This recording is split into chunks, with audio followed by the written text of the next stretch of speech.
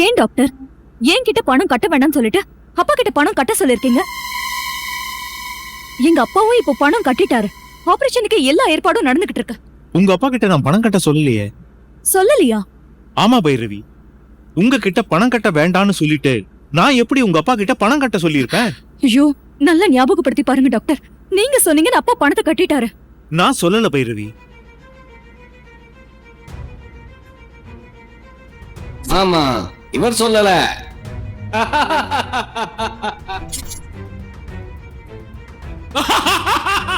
அந்த கருப்பு மஞ்சள் இந்த டாக்டர் மாதிரி சொன்னாரு.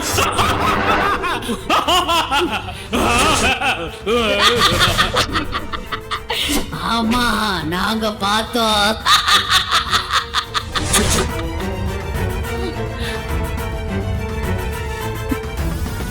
பைரவி,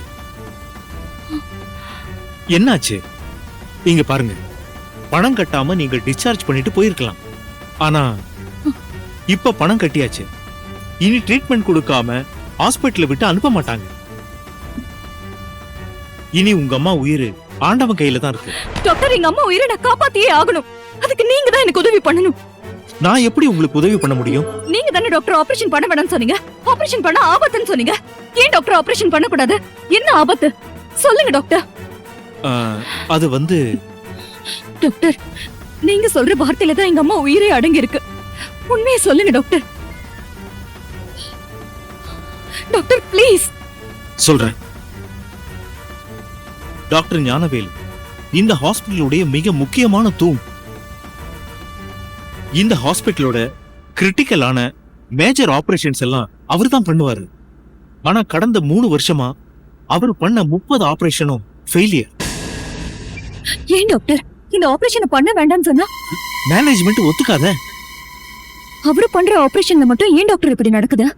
என்னால எதையும் வெளிப்படையா சொல்ல முடியல. இந்த ஹாஸ்பிட்டல்ல யாரும் என்ன சப்போர்ட் பண்ண தயாரா இல்ல. டாக்டர் ஞானவேல் பண்ண 30 ஆபரேஷன்ஸ்ல கயல்விழி கேஸ் ரிப்போர்ட் மட்டும் என்கிட்ட இருக்கு.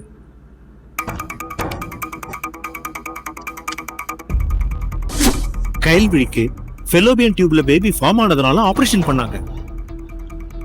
ஆபரேஷன் பண்ண டாக்டர் ஞானவேல் கர்ப்பப்பை குழாயில இருந்து குழந்தையை எடுத்துட்டாரு. ஆனா கர்ப்பப்பை குழாயை க்ளோஸ் பண்ணாம வயித்த மூடி ஆபரேஷனும் முடிச்சிட்டாரு.